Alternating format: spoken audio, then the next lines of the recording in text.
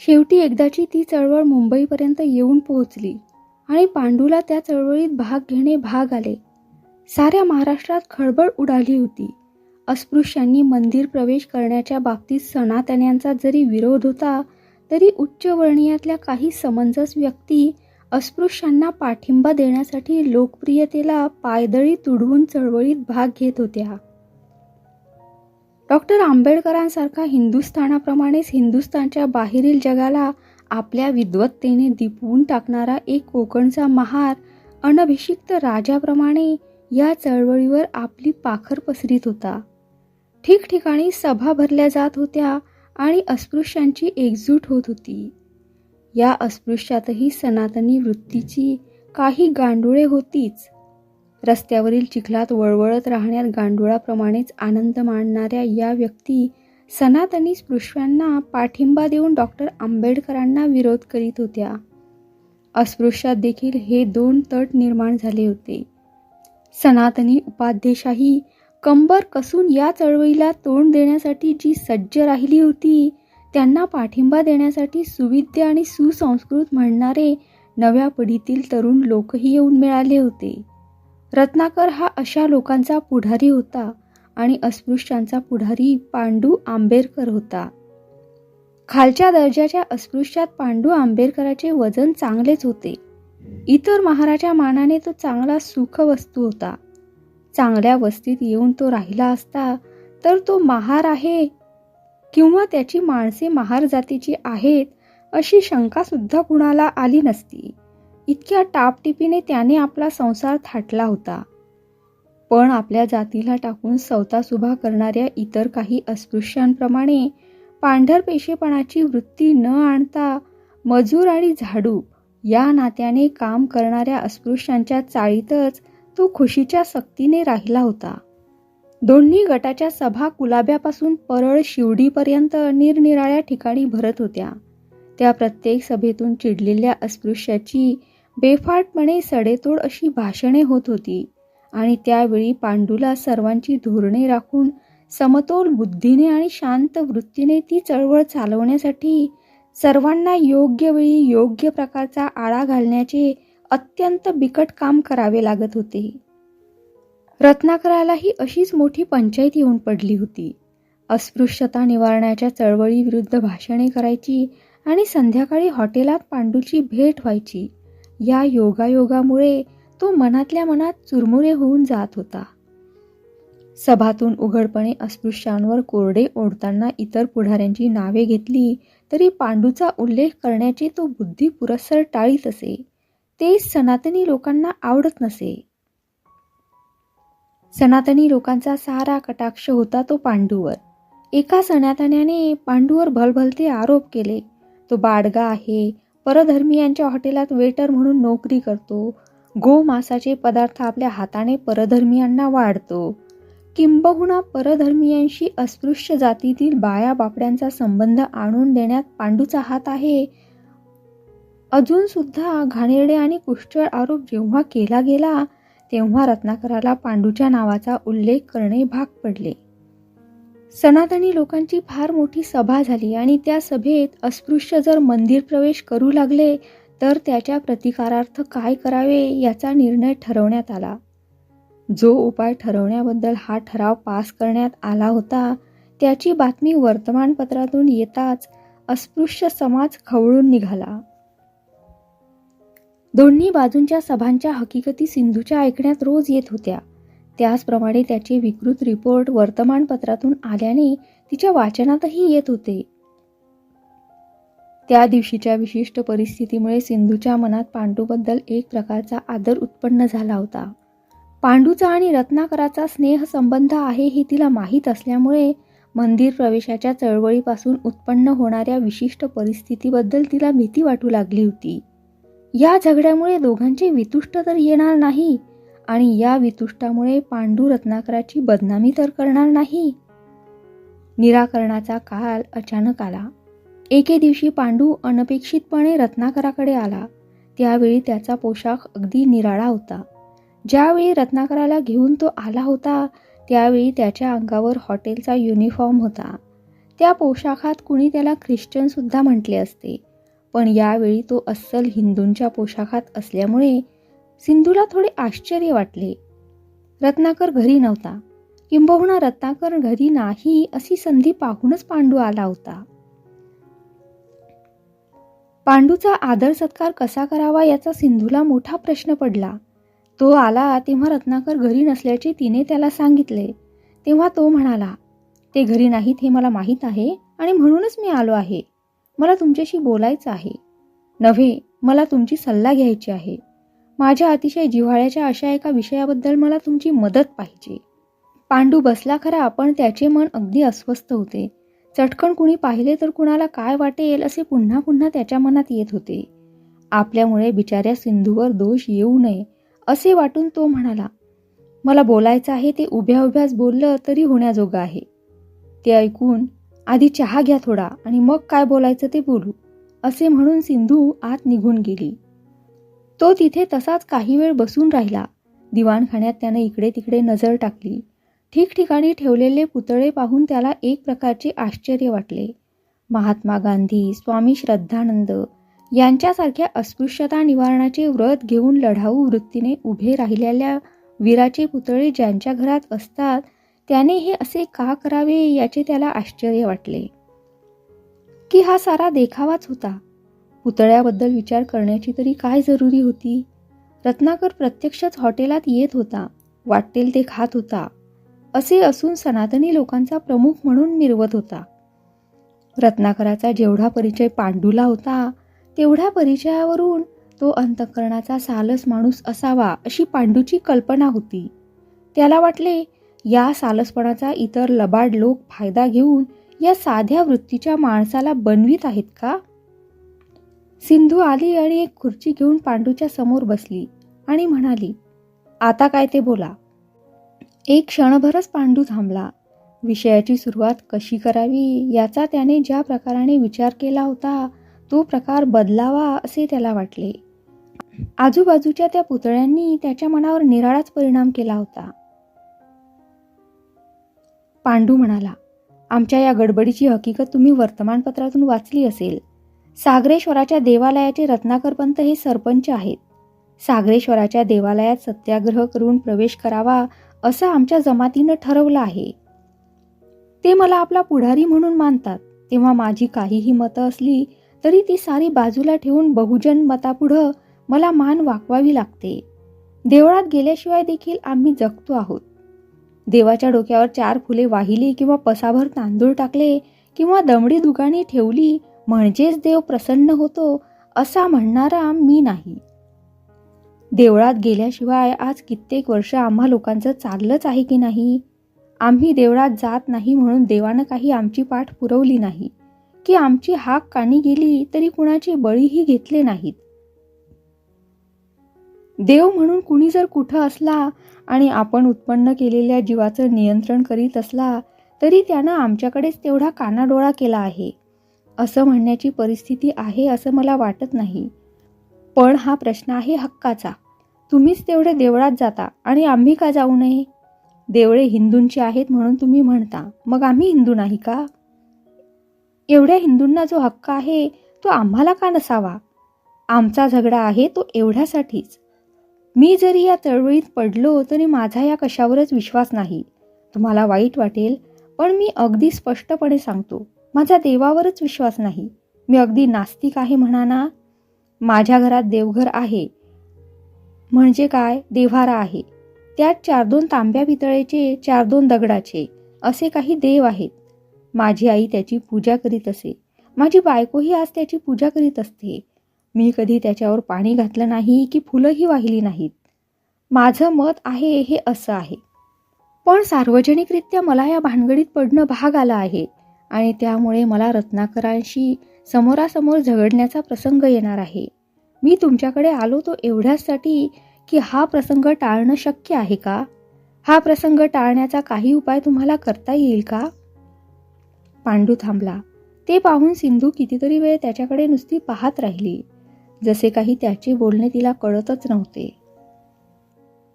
भानावर येऊन सिंधू म्हणाली, तुम्हाला माहीतच आहे माझी स्थिती काय आहे ती. खरं पाहिलं तर यांचा आणि आमचा फार जुना घरोबा. लहानपणापासून आम्ही एकमेकांना ओळखतो, पण नुसत्या ओळखीत का कुणाचं अंतरंग कळत असतं?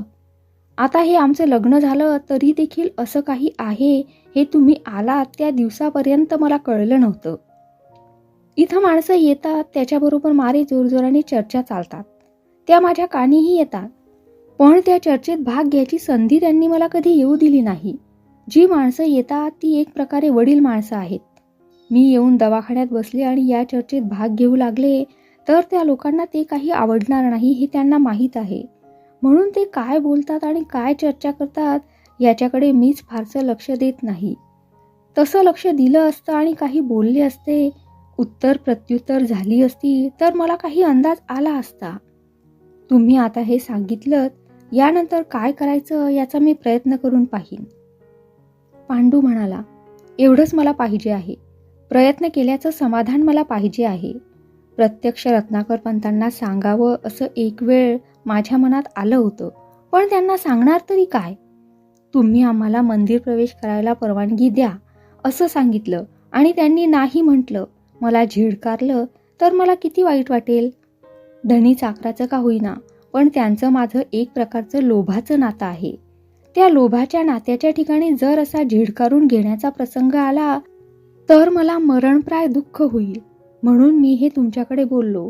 तुम्ही प्रयत्न करून पहा, जुळलं तर ठीक, नाही जुळलं तर जसा योगायोग असेल तसे होईल. असे बोलून पांडू उठला आणि म्हणाला, मी आता येतो.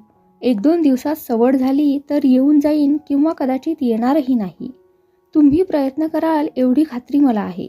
तेवढं माझ्या समाधानाला पुरेसं आहे. बसल्या जागेवरून न उठता सिंधू म्हणाली, बसा खाली. पांडू बसला असे पाहून ती म्हणाली, मला जे काही करायचं ते मी करीन, पण त्याचा काही उपयोग होईल असं मला आज तरी वाटत नाही. पुरुषांचं हे असं आहे, आपले बाहेरचे व्यवहार ते सहसा घरी बायकांना सांगत नाहीत. आपल्या व्यवहारात बायकांनी लुडबुड करावी हे त्यांना खपत नाही. तरी पण मी चढावाचं धोरण घेऊन याबाबतीत प्रयत्न करून पाहीन, पण त्याच्यापूर्वी मी तुम्हाला चहा घेतल्याशिवाय इथून जाऊ देणार नाही. ती असे बोलत आहे तोच आतून आचारी चहाचा ट्रे घेऊन आला आणि त्याने तो समोरच्या टेबलावर ठेवला. सिंधूने चहा तयार करून 2 पेले भरले आणि 1 पेला पांडूच्या हाती देण्यासाठी ज्यावेळी ती पुढं गेली त्यावेळी पांडू नुसताच पाहत राहिला. खसकन ओरडून सिंधू म्हणाली, घ्या ना चहा, पाहता काय? ग्लास भरून देतात त्यावेळी ती घेणारी असंच मागपुढं करीत असतात. त्यात असल्या प्रसंगी सुद्धा पांडूच्या चेहऱ्यावर हसण्याची लहानशी झुळूक निसटून गेली. चहाचा पेला त्याने हाती घेतला, पण तो घेताना त्याचा हात थरथर कापत होता. तो चहा पिऊ लागला. सिंधूही चहा पिऊ लागली. चहा पित असताना ती त्याला त्याच्या घरची हकीकत विचारित होती. कुटुंबात माणसं किती, मुलं किती, राहायची जागा कोणती, त्याला भाऊ किती वगैरे गोष्टींची चौकशी सिंधू करीत होती. पांडूही शक्य तेवढी उत्तरे देत होता, पण उत्तरे देत असताना त्याला वाटत असलेला संकोच त्याच्या शब्दात दिसून येत होता. पुन्हा पुन्हा त्याला वाटत होते, कुणी येणार तर नाही, कुणी पाहणार तर नाही, त्यामुळे या बिचारीला नावं तर ठेवणार नाहीत. चहाचा प्रत्येक घोट घशाखाली उतरत असताना त्याला आनंद होत होता की यातना होत होत्या हे त्याचे त्याला सांगता आले नसते. त्याला भीती वाटत होती ती साधार ठरली. घंटा वाजली त्यासरशी तो ताडकन उभा राहिला. घरातून गडी येऊन कोण आहे ते पाहून म्हणाला, दिनूबाबू आले आहेत. कोण हे दिनूबाबू? पांडू म्हणाला. ते आता पाहालच, सिंधू म्हणाली. चहा घेऊन झाला असता तर पेला तसाच टाकून तो निघूनही गेला असता, पण हा विचार त्याच्या मनात येतो न येतो तोच दिनूबाबू येऊन त्या दोघांच्या समोर उभा राहिला. पांडूला ओळख पटली. घरी येताच रत्नाकराने पांडूकडे पाहिले सुद्धा नाही हे तिला बरे वाटले नाही. पांडू निघून गेला पण त्याने निरोप दिला नाही. पांडू निघून गेल्यावर ती बराच वेळ तिथे बसली होती, पण मुद्दाम तिच्याबरोबर बोलण्याचे टाळण्यासाठीच की काय त्यांनी राजकारणाच्या गोष्टी काढल्या हेही तिला आवडले नाही आणि म्हणूनच ती रागाने आत निघून गेली. त्या रागाचा भर ओसरेपर्यंत ती तशीच धुसमुसूत आपल्या खोलीत बसून राहिली. विचार करता करता ती लहर निघून गेली आणि तिला पुन्हा बाहेर जाऊन दिवाणखान्यात बसावे असे वाटू लागले. ती बाहेर आली आणि पाहते तो काय, दोघेही निघून गेली होती. जाताना रत्नाकरांनी तिला सांगितले सुद्धा नाही याचे तिला फार वाईट वाटले. केव्हाही बाहेर जाताना तिला सांगून जाण्याची रत्नाकराची वहिवाट असे. त्यातून यावेळी दिनूबाबू आलेला. दिनूबाबूने सुद्धा कसा निरोप घेतला नाही. पुन्हा तिच्या मनात सळसळ सुरू झाली. आज असे काय झाले आहे? आजच त्यांनी असे का वागावे? याला काही विशेष कारण झाले आहे का? की पांडूचा आपण आदर सत्कार केला, अगदी आपल्या घरात सर्वांच्या समक्ष त्याला इतर कोणाही हिंदूसारखे वागवले, याचे का त्याला वाईट वाटले? तिला पत्ता नव्हता. तिच्या घरात बंड पुकारले गेले होते. पांडूचे बोलणे आचार्याने ऐकले होते. त्याला कळून आले की हा महार त्याने आज जाऊन सर्वांना सांगितले आणि सर्वच मंडळींनी संप केला. अंतर्गृहात चाललेल्या या बंडाचा त्यांना पत्ता नव्हता. अगदी दिवे लावणी होईपर्यंत सुद्धा तिला याचा मागमूस लागला नाही. सहज ती आत गेली. स्वयंपाकघरात तिने नजर टाकली. पाहते तो चूल थंड. आचारी मागील दारच्या व्हरांड्यावर बाकीचे नोकर लोक गोळा करून मोठ्या ऐटीने विडी फुंकीत व्याख्यान देत होता. एकदम पुढे न जाता तिने दाराआड उभे राहून ऐकले. आचारी म्हणत होता, असं आहे का या श्रीमंत लोकांचं? इथं घरी देखील त्यांच्या बैठकी होतात नाही असं नाही, पण त्या चोरून होतात म्हणून आम्ही दुर्लक्ष करतो. पण धडधडीत एका म्हारड्याला उघड उघड आणून खुर्चीवर खुद्द बाईसाहेबांनी आपल्या हातानं चहा द्यावा, हे काही आपल्याला पटत नाही. बाहेर कोण कुठं पाहतो आहे शिवाशिव? आम्ही ट्रममधून येतो. आमच्या शेजारी धेड असतो की भंगी असतो, हे कुठं आम्ही पाहतो. घरी येताच हातपाय धुवून चुलीजवळ जातो. पण बाहेर काय होतं, आपल्या दृष्टीआड काय होतं हे विचारात घ्यायचं नसतं. पण इथं धडधडीत म्हाराला घरात आणून बसवायचा, आपल्या हाताने त्याला चहा द्यायचा, त्याचा उष्टा पेला आपण त्याच्या हातातून घ्यायचा. याला कुणी सुधारक लोक चांगुलपणा म्हणत असतील तर म्हणत, पण आपल्याला बुवा हा अधर्मच वाटतो. धोंडू गडी म्हणाला, मला ते काही माहीत नव्हतं. मी आपले सरळ पेले नेले आणि नळाखाली धुतले. भटजींनी सांगितलं म्हणून मला कळलं. सरळ गेलो आणि आंघोळ करून आलो. हे असंच चालायचं असलं तर आपली आजच्या आज नोटीस. मला काही नोकरीला कुठं तुटवडा नाही. आज 10 शेठ बोलावतायत मला, पण इथं आपला बरेच दिवस राहिलेला, माणसं चांगली आहेत, कशाला उगाच सोडून जा म्हणून गेलो नाही. ती भाषणे ऐकून सिंधूला धक्का बसला. घरात बंड सुरू झाले हे पाहून ती स्तंभित झाली. तिने पुढे जाऊन विचारले, काय गडबड आहे भटजी? विडीचा झुरका मारीत बसलेला आचारी एका जागेवरून तसूभरही न हलता त्याने विडी मागल्या बाजूला घेऊन विझवली. बसल्या जागेवरून आचारी म्हणाला, ऐकावं बाईसाहेब, आपण मोठ्या धर्मात्मा असाल, पण आता आपल्या घरात आम्हाला राबावं असं वाटत नाही. तुम्ही उद्या मशिदीत जाऊन नमाज पडलात तरी देखील आमचं काही म्हणणं नाही. तुमच्या तुम्ही मुक्त्यार आहात, पण मला काही अशा जागी नोकरी करावी असं वाटत नाही. अशा जागी म्हणजे कशा जागी? सिंधूने विचारले. आता तुमच्या घरात महार यायला लागले, आचारी म्हणाला. त्याला पेला तुम्ही आपल्या हातानं दिलात, त्याचा उष्टा पेला घेतलात. सगळा काही भ्रष्टाकार झाला. एकदा भ्रष्टाकार झाला तर आंघोळ करून मोकळं होता येतं. फार तर आम्ही आंघोळ करू, पण सरळ शिवाशिवीनं तुम्ही साऱ्या घरात हिंडला आहात, सगळीकडे शिवला आहात. असल्या घरात आम्ही अग्नी पेटवायचा आणि त्याच्यावर जेवण शिजवायचं, हे काही आपल्याला पटत नाही. नोकरी सोडायची म्हणजे नोटीस द्यायला पाहिजे हे मला माहीत आहे. तसं पाहिलं तर नोकरी सोडावी अशी काही माझी इच्छा नाही. पण हे तुमचं असं रोजच चालणार असेल तर आम्ही किती आंघोळी करायच्या रोज? किती वेळा गोमूत्र घालायचं? की पेटलेला विस्तव धुवून घ्यायचा? पगार द्यायचा असला तर द्या, नाहीतर त्याचीही मला पर्वा नाही. आज तुमची ही चूल तुम्ही सांभाळा, आम्ही चाललो. आचारी उठून निघून गेला. आज जाऊन त्याने कोट टोपी घातली आणि बाहेरचा रस्ता धरला. सिंधू नुसतीच त्याच्याकडे पाहत तटस्थ उभी होती. भटजी निघून गेला असे पाहता सिंधू धोंडूला उद्देशून म्हणाली, तुमचं काय म्हणणं आहे धोंडबा? तुम्ही देखील भटजीसारखेच निघून जाणार? धोंडू घुटमळू लागला. उत्तर देणे त्याच्या जीवावर आले होते. तो काहीच न बोलता दुसऱ्या गड्याच्या कानाला लागला. तो त्याला जरा बाजूला घेऊन गेला. सर्वांनी मिळून 4-5 मिनिटे खलबतं केल्यावर ते सारे सिंधूपुढे येऊन उभे राहिले. सिंधू तशीच तटस्थ उभी राहिली होती. ते आलेले पाहता सिंधू म्हणाली, काय ठरलं तुमचं? ठरलं असं, धोंडू म्हणाला, की पुन्हा महाराला घरात घेणार नाही अशी आपण कबुली देत असाल तर आम्ही राहू, एक क्षणभर विचार करून सिंधू म्हणाली, ठीक आहे, तुम्ही जा तर मग. पांडोबा या घरी येणार, बसणार, चहा घेणार, त्याच्या कब्बशा तुम्हाला विसळाव्या लागणार. इथं पारशी येतात, त्यांच्या कब्बशा तुम्ही विसळता. त्यावेळी त्यांना वाढायला पांडू असतो. त्यावेळी मात्र तुम्हाला शिवाशिव होत नाही. आणि इथं त्यानं चहा घेतला म्हणजे शिवाशिव होते. शिवाशिवीच्या आणि सोहळ्याच्या तुमच्या जर याच कल्पना असल्या तर असली माणसं माझ्या घरात मला नको आहेत. खुशाल जा आणि उद्या येऊन आपला पगार घेऊन जा. सिंधू येऊन आपल्या खोलीत बसली. पुढे काय करावे हे तिला सुचत नव्हते. सारेच जायला निघाले तर नवी माणसे शोधून आणण्यासाठी तरी कुणाला पाठवणार? रत्नाकर येईपर्यंत तिला काहीच करावेसे वाटेना. आपल्या अधिकारात तिने सर्वांना रजा दिली होती, पण तिला प्रश्न असा पडला की रत्नाकराला हे पटेल का? सहज खिडकीबाहेर तिची नजर गेली. तिच्या खिडकीखाली सारी गडी माणसे गोळा झाली होती. भटजी त्यांच्यात मिसळला होता. तो निघून गेला असे जे तिला वाटले होते ते चुकीचे होते. सर्व कारस्थान त्या स्वयंपाकी बुवाचे होते हे तिच्या लक्षात आले. गरीब बिचारी कुणबी माणसं, त्यांना जे सांगावे ते खरे वाटते, पण शिवाशिवीच्या कल्पना कुणब्यात मोठ्या जाज्वल्य असतात हे तिला माहीत होते.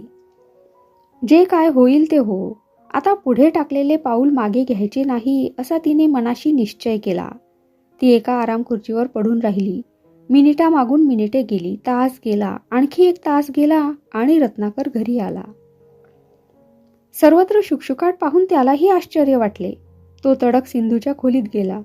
ती खुर्चीत स्वस्थ पडून राहिलेली पाहून तो तिच्यासमोर जाऊन उभा राहिला आणि म्हणाला, हे काय आहे आज? कुणी गडी माणसं घरात दिसत नाहीत. एक गडी सुद्धा नाही घरात, आणि तू इथं स्वस्थ पडून राहिली आहेस. काही काळजी आहे की नाही तुला संसाराची? खुर्चीवरून न उठता सिंधू म्हणाली, सारीच माणसं निघून गेली, आता कसली काळजी करायची? सारीच माणसं निघून गेली? रत्नाकराने आश्चर्यचकित होऊन म्हटले, म्हणजे घरात कुणी नोकरच शिल्लक राहिला नाही का? का गेले ते? सिंधूने काहीच उत्तर दिले नाही. असं, रत्नाकर म्हणाला, एकूण त्या पांडूच्या येण्याचा हा परिणाम. कुणी सांगितलं होतं त्याला चहा द्यायला? मला वाटतं तेच कळलं या लोकांना आणि म्हणूनच ते निघून गेले. सिंधू नुसतं हो म्हणाली. मग तू त्यांची समजूत घातली नाहीस? समजूत काय घालायची? पांडू इथं येणं जर त्यांना मुळी पसंतच नाही. यापूर्वी पांडू इथं येतच होतात, त्यावेळी कुठं कुणी काही बोललं नाही. पण त्यावेळी चहा कोण देत होतं त्याला? पुरुषांनी काही केलं तरी गडी माणसांना चालतं. साऱ्यांचा राग आहे तो माझ्यावर. असं, मग तू आता काय करणार आहेस? दुसरी कुणी माणसं पाहिली पाहिजेत. आणि तीही गेली तर पुन्हा दुसरी पाहिली पाहिजेत. असं किती वेळ करीत राहणार? रोज नवी नोकर माणसं आणायची, रोज त्यांना घालवून द्यायचं आणि पुन्हा रोज नवीन ठेवायची, असाच का संसार चालवणार आहेस? थोडं नोकरांच्या कलानं नको का घ्यायला? नोकरांनाच काय, पण त्याला चहा दिलास हे मलाच आवडलं नाही. आम्ही पुरुष कसेही वागलो तरी ते चालून जातं. बायकांनी रूढी सोडता कामा नये. आमच्या धर्माला आज राखलं आहे बायकांनी. हे तू कसं विसरलीस? मी इथला सरपंच आहे हे तुला माहीत आहे ना? बाहेर काय चाललं आहे? सागरेश्वराच्या देवळात शिरायचा अस्पृश्य प्रयत्न करीत आहेत. आम्ही त्यांना विरोध करणार आहोत. पोलिसांची मदत घेणार आहोत. जरूर पडल्यास त्यांना फटकावून काढणार आहोत. त्यात पांडूला देखील फटकवावं लागेल. धर्माच्या कामात आपपरभाव धरून चालायचं नाही. हे सार्वजनिक कार्य आहे.